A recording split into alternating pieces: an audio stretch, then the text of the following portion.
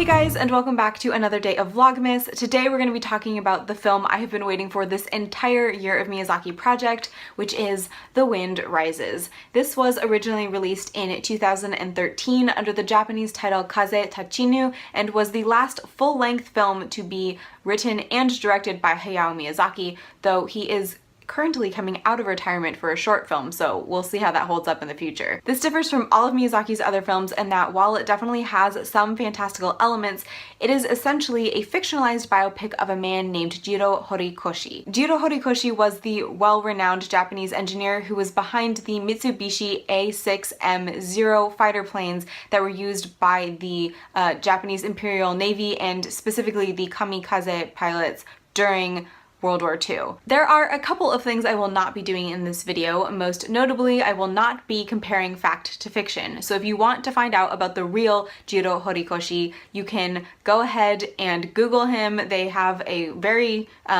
full Wikipedia page on him, so go look him up, Jiro Horikoshi, in case you didn't get that phonetically. The other thing I will not be doing is discussing this on a more thematic level, partially because this is a biopic and I find that harder to do with a biopic, but also because I've done that a lot in these Year of Miyazaki videos, and today I really want to focus on the film itself and the different elements that I think come together really beautifully in this film and ultimately contributed to it winning the Academy Award for Best Animated Picture in 2014. The film opens up in 1918, and although Jiro is still a young boy, we learn that he is already very interested in aircrafts. He actually really wants to be a pilot, but because he is very, very nearsighted, he will never be able to fly because he won't be able to pass the physical exam. However, his love of aircraft isn't so much about flying as it is about the craft itself, so he starts reading magazines about the famous Italian aircraft designer Caproni and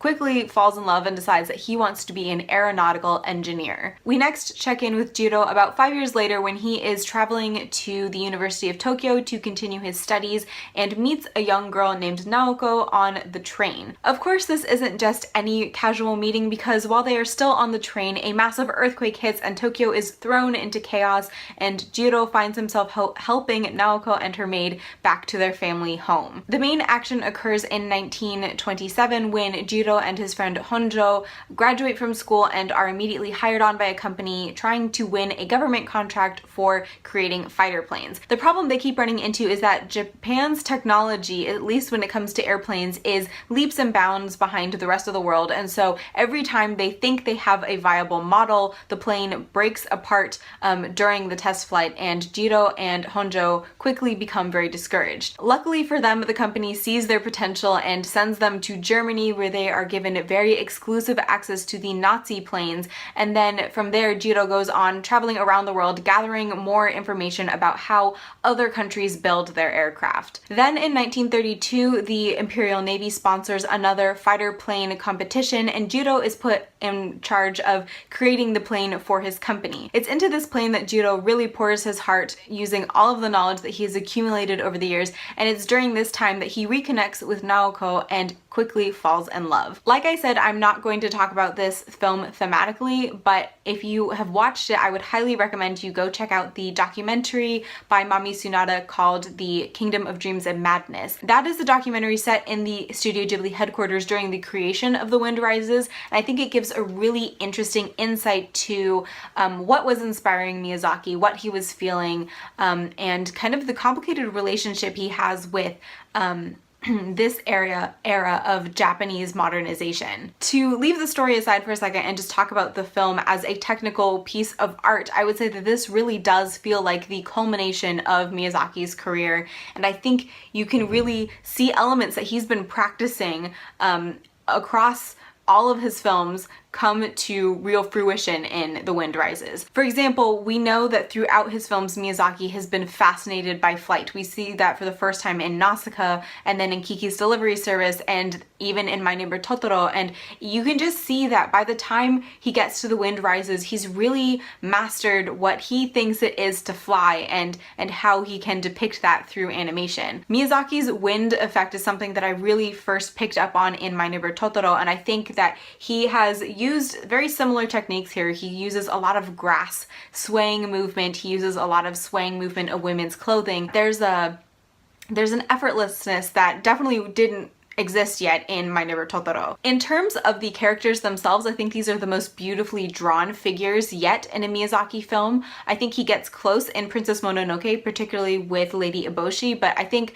just the facial expressions and the way the characters move feels so natural, it feels so realistic, and it's just really beautifully done. And in terms of the background art and the setting, I would say that this film is second to none in Miyazaki's portfolio. Something I haven't really talked too much about in this Year of Miyazaki series is the relationship between Miyazaki and Joe Hisaishi, who is of course the wonderful composer behind all of Miyazaki's soundtracks, and how those soundtracks really help to create a full film. Like, you wouldn't have as amazing a film without those fantastic scores. I think the thing about The Wind Rises is that it actually has more silence than the average Miyazaki film.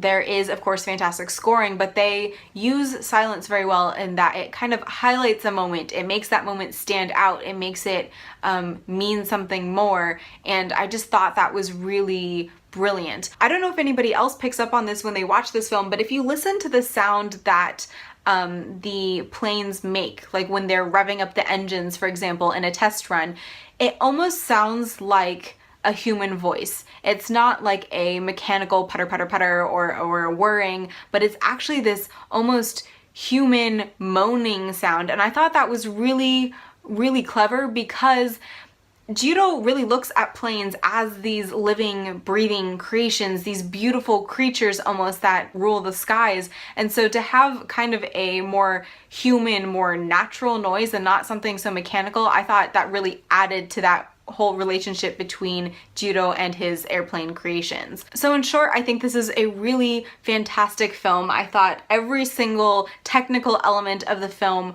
was spot on, and if Miyazaki never makes another film in his life, I think this was a fantastic film to go out with. That being said, I didn't connect with this one as much on an emotional level as I have with a lot of his other films.